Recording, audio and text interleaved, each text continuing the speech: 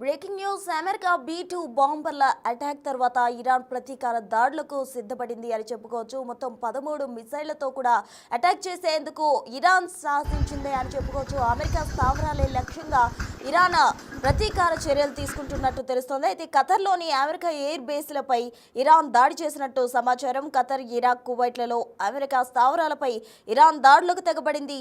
America సైనిక స్థావరాలే లక్ష్యంగా పెట్టుకుంది ఇరాన్. దాని క్రమంలో ఖతర్, ఇరాక్, కువైట్, అమెరికా స్థావరాలపై దాడులు చేసింది. సైనిక స్థావరాలే లక్ష్యంగా పెట్టుకుంది ఇరాన్.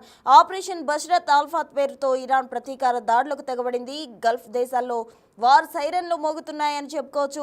అల్వుదీద్ వైమానిక స్థావరంపై ఖతర్ దాడిని ఖండించిన పరిస్థితి నెలకొంది. అయితే ఖతర్ గగనతలం తాత్కాలికంగా మూసివేశారు అధికారులు. ఖతర్లోని భారతీయులకు ఎంబసీ సూచనలు కూడా పంపించింది. భారత్ నుంచి ఖతర్ వెళ్లే విమానాలు రద్దు చేయడం జరిగింది.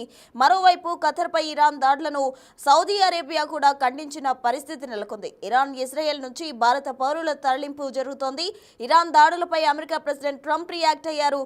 ఇరాన్ దాడులతో తమకు ప్రాణ ఆస్తి నష్టం జరగలేదని ప్రకటన చేశారు. ప్రతీకార దాడులు చేపడతామని ముందే చెప్పినందుకు థ్యాంక్స్ అంటూ కూడా సెటైర్ వేశారు అమెరికా ప్రెసిడెంట్ డొనాల్డ్ ట్రంప్. అయితే 14 మిసైళ్లను ఇరాన్ ప్రయోగించిన క్రమంలో 13 మిసైళ్లను అడ్డుకున్నట్టు కూడా ట్రంప్ ప్రకటించారు. దీనికి సంబంధించి కూడా సమాచారం మనకు అందుతుంది. ఆపరేషన్ బషరత్ అల్ఫాత్ పేరుతో ఇరాన్ ప్రతీకార దాడులు చేస్తుంది.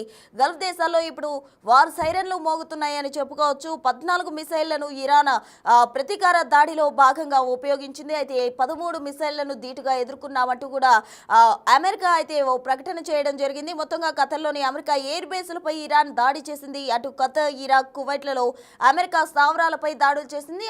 అమెరికా సైనిక స్థావరాలే లక్ష్యంగా చేసుకుంది ఇరాన్. ఈ నేపథ్యంలో దాడులను చేయడం జరిగింది. మొత్తంగా ఆపరేషన్ బషరత్ అల్ఫాత్ పేరుతో ఇరాన్ ప్రతీకార దాడులు అయితే చేయడం జరిగింది. గల్ఫ్ దేశాల్లో వార్ సైరన్లు మోగుతున్నాయి. అల్వుదీద్ వైమానిక స్థావరంపై దాడిని అటు ఖతర్ ఖండించింది. మరోవైపు ఖతర్ గగనతలం తాత్కాలికంగా మూసివేయడం జరిగింది. ఖతర్లో ఉన్న భారతీయులకు ఎంబసీ కూడా సూచనలు చేయడం జరిగింది. మొత్తంగా భారత్ నుంచి ఖతర్ వెళ్లే విమానాలు రద్దు చేశారు. అటు ఖతర్పై ఇరాన్ దాడులను సౌదీ అరేబియా కూడా ఖండించడం జరిగింది. ఇరాన్, ఇజ్రాయెల్ నుంచి భారత పౌరులను కూడా తరలించే దిశగా అడుగులు వేస్తున్నారు. ఇంకా ఇరాన్ దాడులతో తమకు ప్రాణ ఆస్తి నష్టం జరగలేదంటూ కూడా అమెరికా ప్రెసిడెంట్ డొనాల్డ్ ట్రంప్ చెప్పడం జరిగింది. ప్రతీకార దాడులు చేపడతామని ముందే చెప్పినందుకు థ్యాంక్స్ అంటూ కూడా సెటైర్ వేశారు అమెరికా అధ్యక్షుడు డొనాల్డ్ ట్రంప్.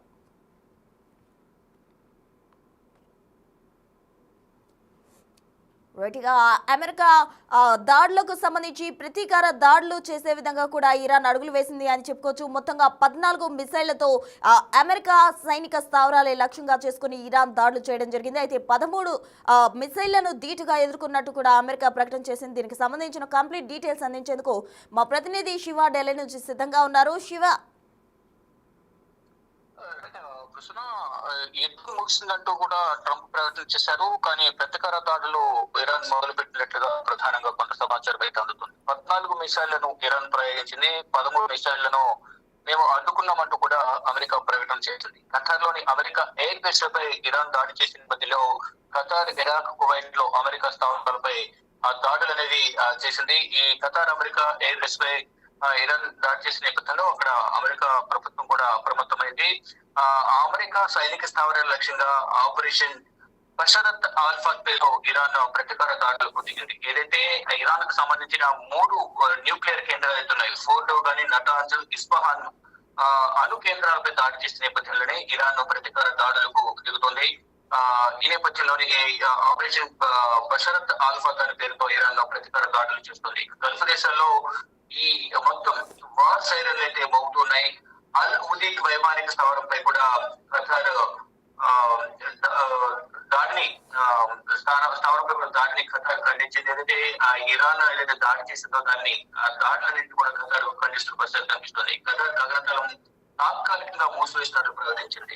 భారతీయులకు ఎంబసీ కొన్ని కీలక సూచనలు చేసింది. ఖతార్ ఎవరైతే భారతీయులు ఉంటున్నారో అక్కడ ఉన్న వారికి ఎంబసీ పలు సూచనలు చేసింది. భారత్ నుంచి ఖతార్ వెళ్లే విమానాలు తాత్కాలికంగా రద్దు చేసినట్టుగా ఒక్కొక్క ప్రకటన చేసింది. ఖతార్ పై ఇరాన్ దాడులను సౌదీ అరేబియా కూడా ఖండించింది. ఇరాన్, ఇజ్రాయెల్ నుంచి భారత పౌరులు తరలింపనేది జరుగుతోంది. ఇరాన్ దాడిపై అమెరికా ప్రెసిడెంట్ కూడా రియాక్షన్ అనేది ఒక రియాక్షన్ ఇచ్చారు. ఆయన ట్వీట్ కూడా చేశారు. ఇరాన్ దాడితో తమకు ప్రాణ ఆస్తి నష్టం జరగలేదని ఆయన ఒక ప్రకటన చేశారు. అంటే మీరు చేసిన దాడి అనేది చాలా బలహీనంగా ఉంది అనే వ్యాఖ్యలు కూడా ట్రంప్ ట్వీట్ ద్వారా తెలియజేశారు. ప్రతీకార దాడులు చేపడతామని ముందే చెప్పినందుకు ట్యాక్స్ అంటూ కూడా సెటిల్ చేసే విధంగా వ్యంగ్యంగా కొన్ని వ్యంగ్యాస్త్రాలు సంధించారు. అంటే మీరు చేసిన దాడులు మాకు ఎటువంటి ఇబ్బంది కలగలేదు, ఎటువంటి ప్రాణ నష్టం జరగలేదు, ఆస్తి నష్టం జరగలేదు, మీరు చేసిన దాడులతో కూడా చాలా బలహీనంగా ఉందనేది ప్రధానంగా ట్రంప్ అయితే వ్యాఖ్యలు చేశారు. అంటే ముందుగా కాల్పుల విరమణ ఒప్పందానికి ఇద్దరు అంగీకరించారు అనే ఒక ట్వీట్ కూడా ట్రంప్ చేశారు. కానీ ఇది కాల్పుల విరమణ ఒప్పందానికి ముందు దాడి జరిగిందా, తర్వాత దాడి జరిగిందా అనేది కూడా కొంచెం అధికారికంగా తెలియాల్సి ఉంది. కానీ ఇక్కడ దాడి అయితే జరిగింది. దాని ద్వారా అక్కడ ఖతార్ ఎయిర్ బేస్, అక్కడ వైమానిక స్థావరాలపై దాడులు జరిగిన నేపథ్యంలో మొత్తం అక్కడ భారతీయులు ఎవరైతే ఉన్న ఖతార్ లో ఉన్న భారతీయులందరూ కూడా పలు సూచనలు చేసింది భారత్. అక్కడ ఉన్న వారందరూ కూడా తాత్కాలికంగా సురక్షిత ప్రాంతానికి వెళ్ళాలి. అంటే విమానాల్లో రాకపోకలు అనేవి ఖతార్, భారత్ నుంచి ఖతార్ వెళ్లే విమానాలు రద్దయ్యాయి. మరోవైపు ఈ ఖతార్ నుంచి ఇటు భారత్ వచ్చే విమానాలు కూడా కొన్ని రద్దయిన నేపథ్యంలో జాగ్రత్త తీసుకోవాలంటూ కూడా ఖతార్ ఉన్న భారతీయులకు ఎంబసీ పలు సూచనలు చేసింది. అయితే ఇప్పుడు ముందుగా ట్రంప్ ఒక ట్వీట్ చేశారు. అంటే ఇరు దేశాల మధ్య శాంతి ఒప్పందం కుదిరింది, ఇద్దరు కాల్పుల విరమణ ఒప్పందానికి అంగీకరించారు, మరో 12 గంటల్లోనే యుద్ధానికి సంబంధించి అధికారిక ప్రకటన ఉంటుందనేది ట్రంప్ ట్వీట్ చేశారు. కానీ దీనికి సంబంధించి మాకు ఎటువంటి సమాచారం లేదనేది ట్రంప్ చేసిన వ్యాఖ్యలకు కానీ ఆయన చేసిన ట్వీట్ కానీ ప్రతిగా ఇరాన్ మంత్రి కూడా ఒక ట్వీట్ చేసినట్టు తెలుస్తుంది. మాకు ఎటువంటి సమాచారం లేదు, కాల్పుల విరమణ తమకు తెలియదు అనేది ఇరాన్ మంత్రి చేస్తున్న వ్యాఖ్య. అంటే తమ దేశం ఎవరికి సరెండర్ కాలేదు అనేది కూడా ఒక ప్రకటన చేశారు. అంటే గతంలో బేషరతుగా సరెండర్ అవ్వాలనేది Ayatollah Khamenei, Iran supreme leader ఎవరైతే ఉన్నారో అతనికి సరెండర్ అవ్వాలంటూ కూడా మీరు ఎక్కడున్నారో మాకు తెలుసు, మీకు మిమ్మల్ని చంపాలని మాకు లేదు అంటూ కూడా ట్రంప్ ఒక వ్యాఖ్య చేశారు. దానికి సంబంధించి ఇప్పుడు కూడా తమకు మేము ఎవరికి సరెండర్ కాలేదు, మేము కాల్పుల విరమణ ఒప్పందం మాకు తెలియదంటూ ఇరాన్ మంత్రి అయితే చెప్తూ ఉన్నారు. అంటే ఇప్పటి వరకు ఎలాంటి అగ్రిమెంట్ కూడా కుదరలేదు అనేది ఇరాన్ మంత్రి చెప్తున్న వాదన. కానీ ట్రంప్ మాత్రం మరో 6 గంటల్లో ఇరాన్ యుద్ధానికి సంబంధించి విరమణ ప్రారంభిస్తుంది. దాని తర్వాత వారిని ఇజ్రాయెల్ అనుసరిస్తుంది. మరో 12 గంటల్లో యుద్ధానికి సంబంధించి అధికారిక ప్రకటన, అంటే అధికారిక ముగియబోతుంది అనేది ట్రంప్ వ్యాఖ్యలు బట్టి అర్థమవుతుంది. కానీ ఇప్పుడు మరొక విషయం తెర మీదకి వస్తుంది. ఇటు అమెరికా పైన ఇరాన్ దాడులు చేస్తుంది, 14 మిసైళ్లు ప్రయోగించి దాంట్లో 13 మిసైళ్లను అమెరికా అడ్డుకుంది. దాని ద్వారా మాకు ఎటువంటి ప్రాణ ఆస్తి నష్టం జరగలేదు కూడా కొన్ని వ్యంగ్యాస్త్రాలు సంధిస్తూ మీరు చేసిన దాడి అనేది చాలా బలహీనంగా ఉంది, మాకు ఎటువంటి ప్రాణ ఆస్తి నష్టం జరగలేదు, ముందుగానే మాకు సంకేతాలు పంపించినందుకు థ్యాంక్స్ అనే విధంగా కూడా కొన్ని వ్యంగ్యాస్త్రాలు అయితే సంధించినట్టు తెలుస్తుంది. మొత్తంగా చూసుకుంటే ప్రజెంట్ వైపు శాంతి చర్చలకు అంగీకరించారు అమెరికా అధ్యక్షుడు డొనాల్డ్ ట్రంప్ చెప్పుకుంటే, కానీ ఇటు ప్రతీకార దాడులకు ఇరాన్ దిగుతోంది. కానీ ఏం జరుగుతుంది అనేది కూడా మనకు అధికారికంగా ఇంకా తెలియాల్సి ఉంది. Right Shiva, thank you.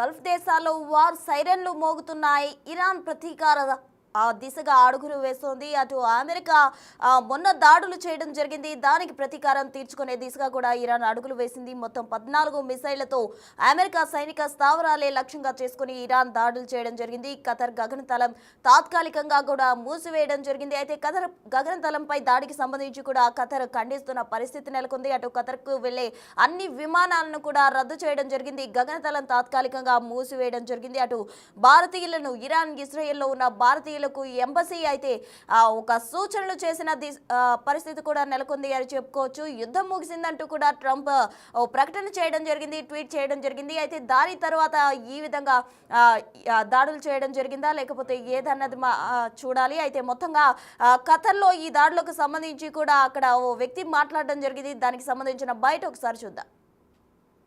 Yeah, so we just sat here. We're in Qatar at the moment. The airspace has been closed, and we've just literally felt everything shake. About 20 different impacts. The whole ground was shaking. As people who are pushing for World War III need to sort their heads out.